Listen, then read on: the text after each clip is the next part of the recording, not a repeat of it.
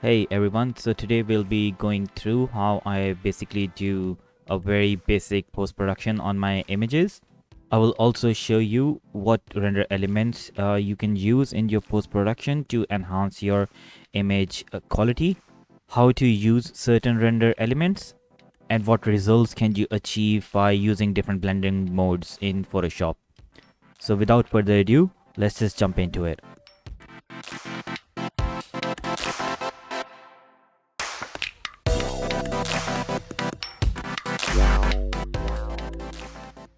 So the first thing we're gonna do is basically load all our images into Photoshop. So to do that, you can go into scripts and then load files into stack. From here, you can select all your EXRs and hit open.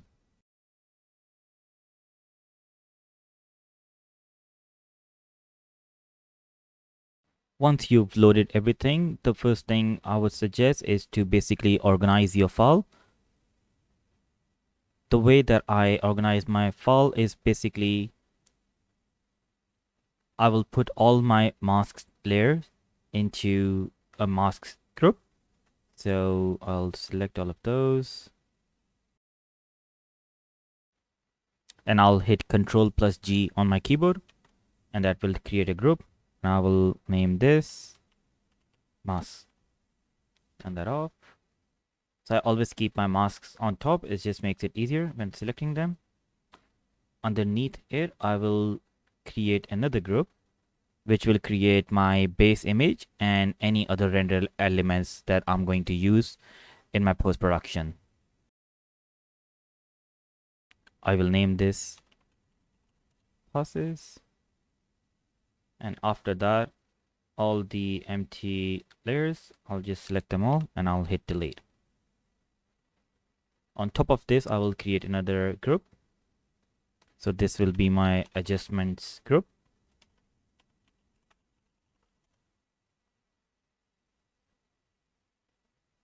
Another thing that I like to do is basically color code all my different groups. So I'll hit red on my process, violet on my adjustments, and gray on my masks. And I also like to have a bigger thumbnail view. So to change that, if you right click on an image, you can select a large thumbnail view. So on the bottom, I will have my light mix pass. If I alt plus click any layer, it will basically turn off all the other layers and only show me that specific layer.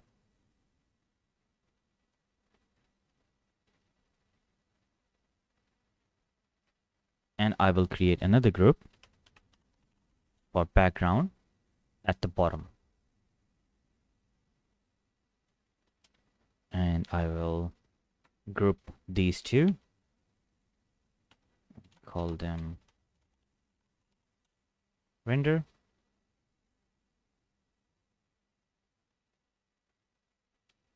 First thing I'll do is basically I will open my mask, select my alpha, hit Ctrl A on my keyboard, Ctrl C to copy. I will go on my render group, create a layer mask, hit Ctrl plus click to open that mask and hit Ctrl plus V.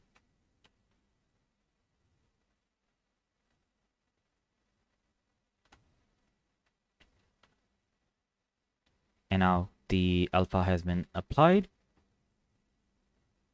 and I can add my background in. So first I will try to adjust the sky according to the base render. If you can't see a lot of the options, if they are disabled, that means you're working in 32-bit. So you can switch that by going to image, mode, 16 bits. Don't merge. Now as you see, all the options are available.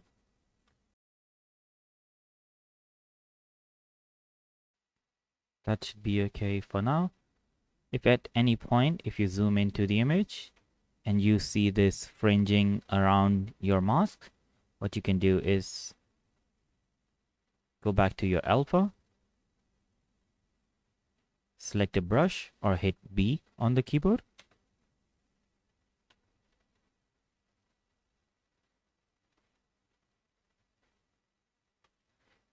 change your mode to overlay.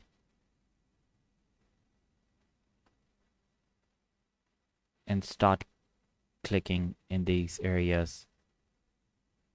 So it will basically shrink our alpha, which will basically get rid of those white edges. So you have to click again and again for it to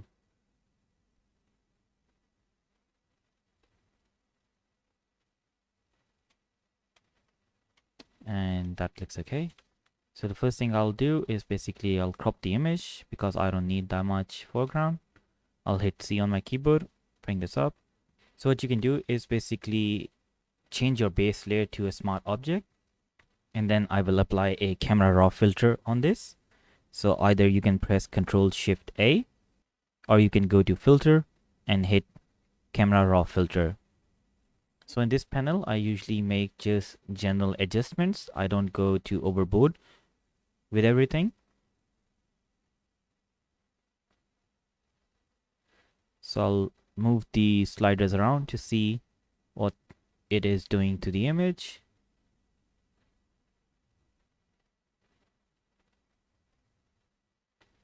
Decrease the saturation.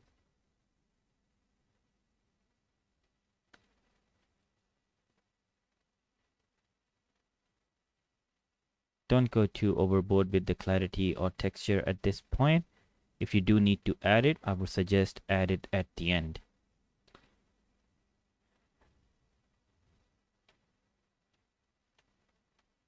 So this is the before and after, very slight adjustments. I'll just hit OK. So the good thing about making a smart object is at any point we do need to change any of the parameters. We can just double click the camera raw filter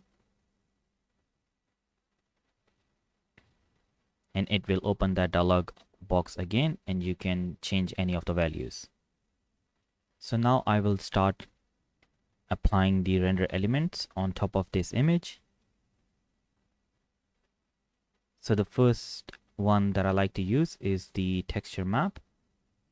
So I'll turn those on and I'll change it to multiply.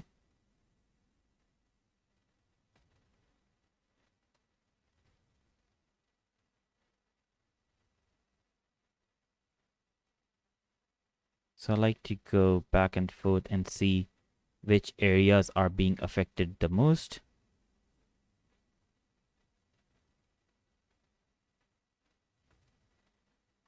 Then I will turn it on and off. And I feel like I don't want it in certain areas, I will create a layer mask, hit B, increase the brush size, and I will just change back to normal and just brush this area out. After that, I'll see if I have lost any detail when I got the image rendered out.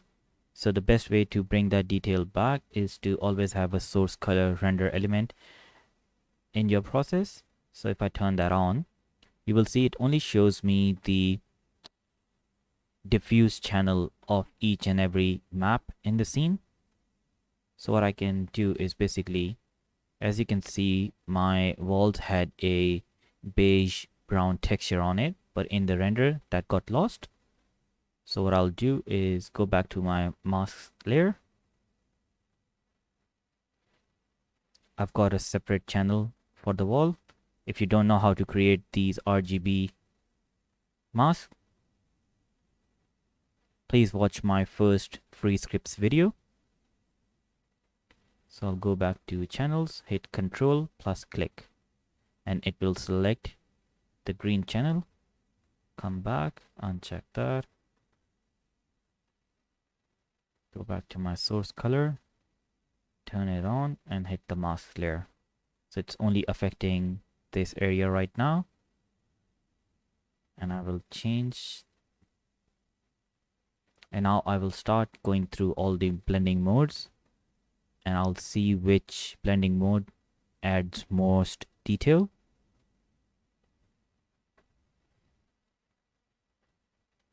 So the multiply can work in this situation, or the other one is overlay. So I'll show you the before and after. I can use that in multiply and then decrease the opacity.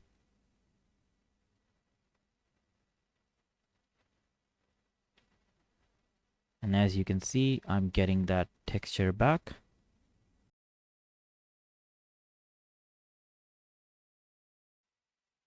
So if I need to bring back any detail, like even if I want to bring the redness out a bit more from these plants, I'll just create another copy of the source layer. I can hit Alt plus mask layer. That will basically create an empty mask layer. So I can select the masking layer, hit B on my keyboard, zoom in, make the brush size small, change to white with X, and I will just start brushing on these areas. I can go back to select the layer and change the blending mode.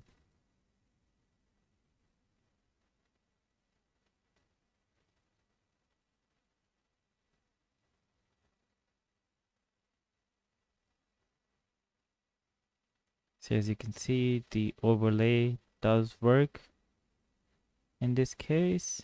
I'll zoom in again, I'll decrease the opacity, and I might clean it up a bit. And if you hit backslash while your mask layer is selected, it will show you a much clearer indication of where the masking is. So I can just paint these areas back so it doesn't affect anything else. And there we go. Before and after, that's fine. After that, I'll select my translucency layer, turn it on, and then again start cycling through all the different blending modes. So in this case, if I go to screen, but the effect is too strong, so I'll select it and decrease the opacity. And what I'll do is create another layer mask, select that, hit brush, change the color from white to black, and then I'll brush this out.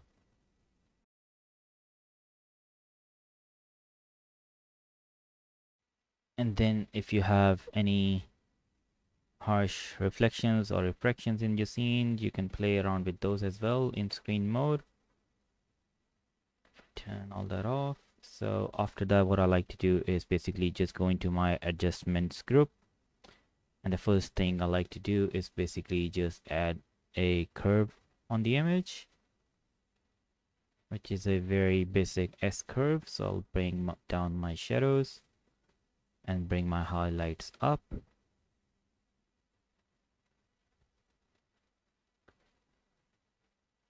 Just very subtle adjustments.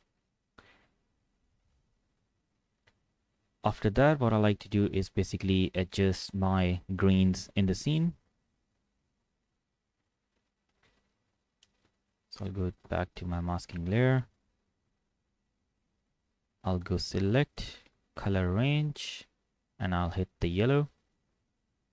And then I can play around with the fuzziness to get a more accurate selection. So I want all those yellows selected.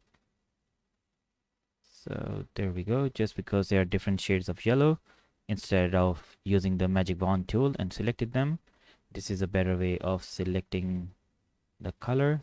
Hit OK. Once everything is selected, I'll turn that off. Come down, adjustments, take a hue and saturation. And now that's got the mask in it. And then what I like to do is basically change the color to blue.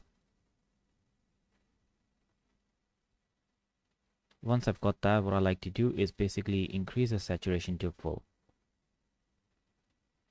This will give you a really good visual of how the environment is affecting your plants and what colors do you need to adjust the most. So I can see like there's a lot of blue in these areas, in these leaves as well, which is coming from the environment, especially this guy down there. It's coming out very blue. So what I'll do is basically bring the slider back to 0, change to blue, increase the saturation again, and you'll see those colors coming out. So what I'll do is basically I'll increase them.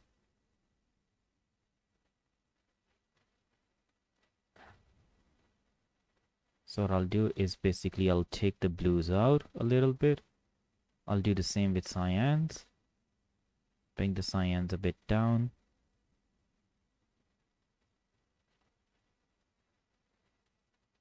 And then go to my greens. In the greens, what you can do is basically you can change around your hue slider to see what color of the plants that you prefer. So if you prefer them to be really green, you can go a bit on the other side of the spectrum. I like them to be really nice and warm, so I'll bring the greens down to more yellowish color, and then I'll go in my yellows. Once again, I'll increase the saturation and see what areas is that affecting. So now I can add a little bit of saturation, and again just bring it down more towards yellowness. I'll show you before and after, very subtle adjustments, but as you can see, I've removed all the blues from my shadows. Previously there was a lot of blue in there. If I do need to stamp anything out, I will also create a new layer in the adjustments layer. I will zoom in there. I'll come down on the side, the spot healing brush tool. So I click and hold that. I'll select the patch tool. So I'll just select this area.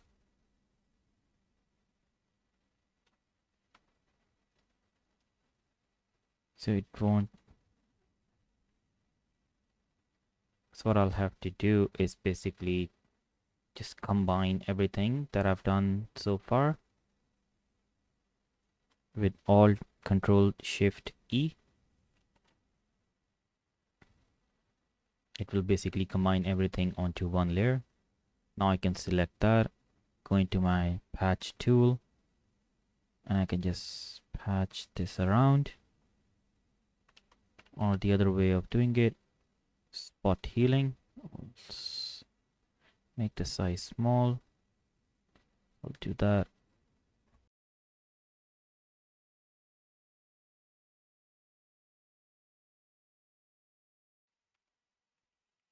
That should be okay for now.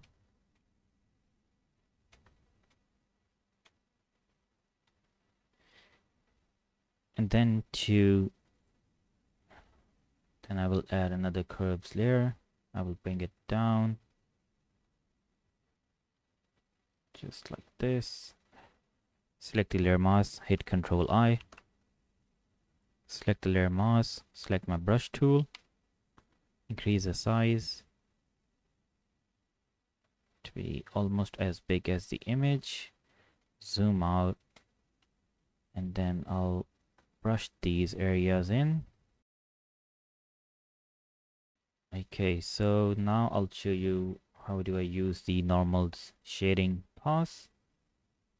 So if you turn that on, it will basically give you 3 to 4 colors in an image depending on their X, Y, and Z directions.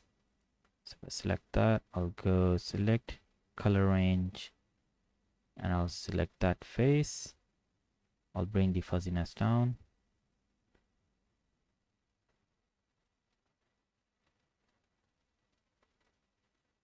Hit OK. So now once those faces are selected, turn that off. because my sun is coming from back there, so naturally these sides will be a little bit darker than this face. So that's where the shadings render element pass comes in handy. So I'll come back here, add an exposure, and I will bring the exposure down a little bit, just because that mask is not perfect. I'll come in here and I'll brush these in. So this will basically just give it a little bit more definition between each of the faces.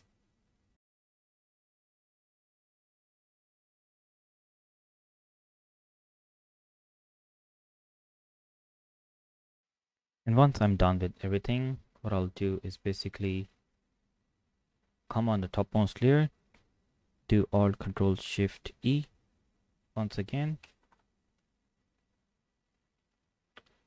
If you need to add a little bit of sharpness into your image, what you can do is basically again create one layer, go filter,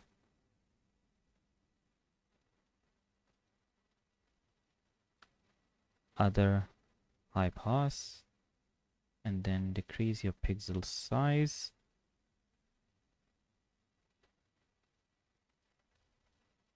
Hit OK and change that to overlay. I'll show you the difference, what it's basically doing to the image. So if I turn that off, so that's on and that's off, as you can see, it does make the image a little bit more sharper. And then you can change the opacity a bit down. And then once again, create another copy of the whole image, convert that to smart object. And I'll come back into the camera raw filter again. And if I do need to add a little bit of more contrast, play around with the highlights, got my shadows. If I do need to add texture or clarity, not too much. Again, this is just an example of basically what you can do in Photoshop and how you can enhance your image quality. So I'll show you the before and afters. If I go back at the bottom, so that's my before, that's my after. So very subtle adjustments with the colors and the overall contrast in the image.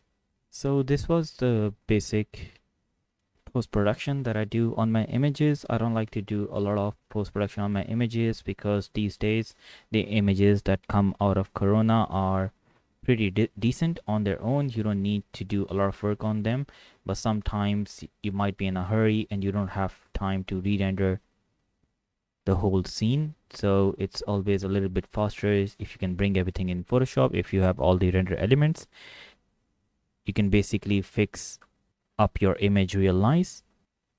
So now secondly, I would like to take you through another image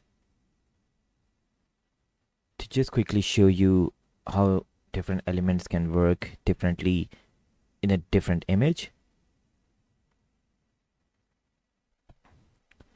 So over here, I've got this vignette shot. So same as the previous one, I will add the texture map as multiply. And I will brush out the area where I feel like it's too dark. I will decrease the intensity.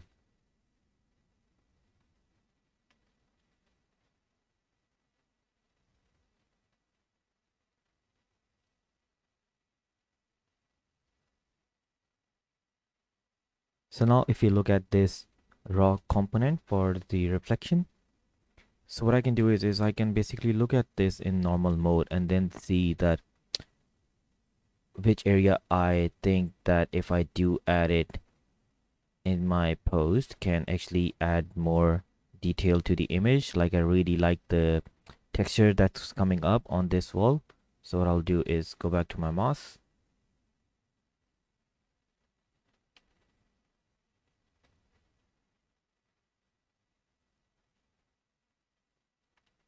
create a mask for this. Then might put this in overlay, multiply. Overlay is fine. Now you can see in the overlay mode, it's looking really yellow. So what you can do is basically apply a hue saturation adjustment only to this layer. If you want to clip it to this layer directly, what you can do is alt click any of the adjustments layer and it will open up this dialog. Check use previous layer to create clipping mask, hit OK, and now you can see it's only affecting this layer.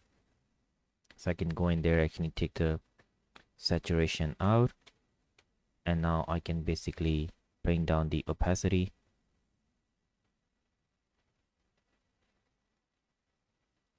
Right about there. Can add a little bit of saturation in because the sun is being casted in and it won't be completely gray. That looks all right. Another thing that you can do, if you don't have the CXR and you've got this light pass and you want to change the color of the light, and you want to change the color of this light, either you want to make it more warm or more cool, so what you can do is basically put that in screen mode. So it's affecting that now, and then what you can do is same, basically add another hue saturation. Delete this one. So basically you can add another hue saturation to just affect this layer, and now if I move the slide around, you'll see it's changing the light color according to the hue saturation. So if I want something like that, a bit more orange, increase the saturation, and now it's only affecting this light. I can do the same thing with the sun. So that's my sunlight mix, and I can basically add a photo filter, and then I can control the intensity, and you can see it's becoming more cool. Or if I want something really warm, I can add a warm overlay and then adjust this slider there. See how much difference does that make. And I'll show you what you can do is basically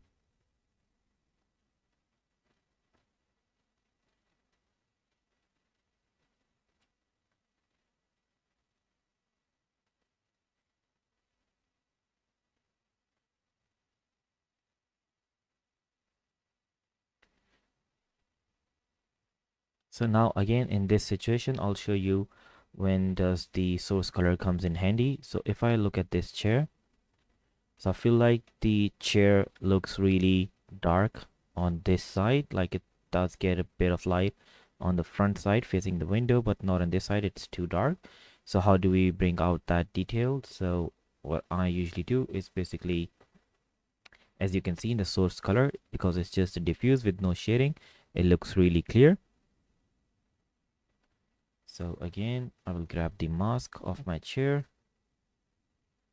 Also, if you select any layer, you don't actually have to turn it on to select the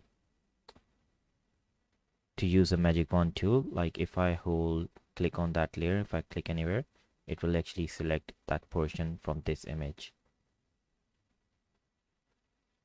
So I'll just need that, create a mask for it, and now basically what I can do is I can put it in screen mode, and then I can increase it a little bit and see how much difference does that make. See, now it looks a little bit more natural, because if there's this much light in a room, like this won't get that dark. So you can even try different again blending modes to see what looks better to you. Like even the linear dodge, it works quite well. A little bit intense, but you can control it.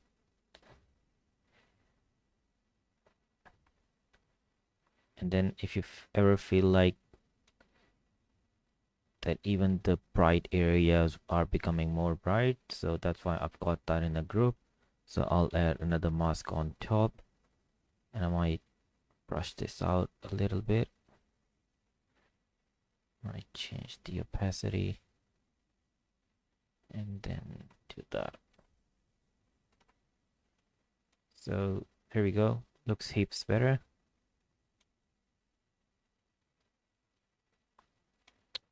You can also use that to bring out more texture. So I've got that there. So again, I've got all this texture in the sofa. I will grab the mask for the sofa.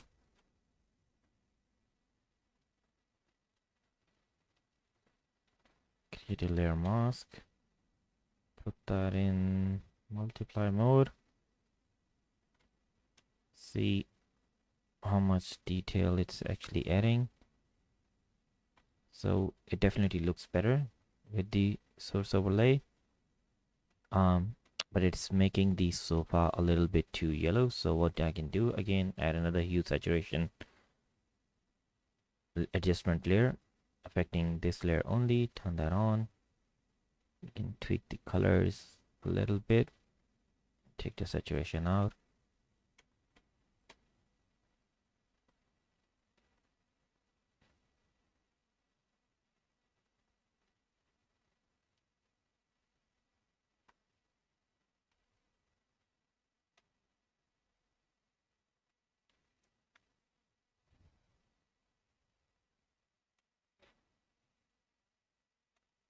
So now again back to the normal shading mode. So what I'll do is basically I'll go to color range. I'll select that face, increase the fuzziness a little bit, so it's sort of like a little bit more evenly distributed selection through the image. Hit OK, and I'll go in my adjustment layers and I'll add curves.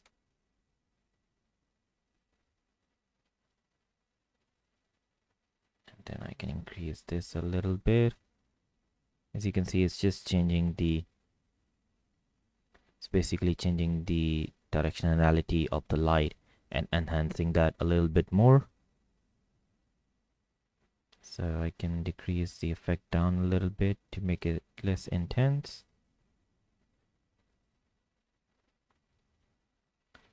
And now to show you the original image. As you can see, the original image from Max, it looked a little bit flat. It lacked a good contrast and texture in the image. And after making all those adjustments, it's popping out a bit more. It has good colors in it, good texture in it, a good contrast between the light and the dark areas. If I want to make the shadows a bit more dark, so what I can do is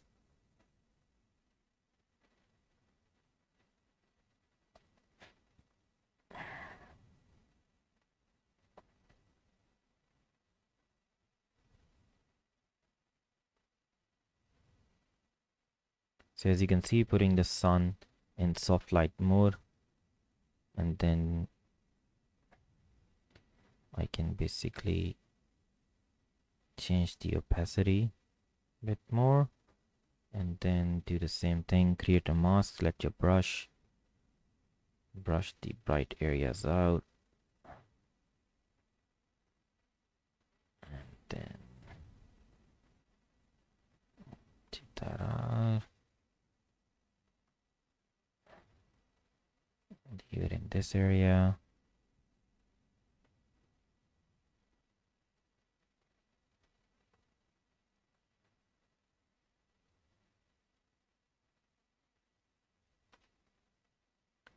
Let's see, start doing, add a bit more shadow, and in the end do the same thing.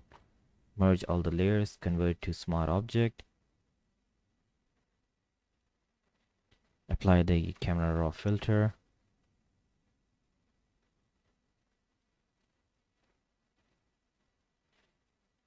and then you can again play around with your shadows a bit more and more contrast in the image,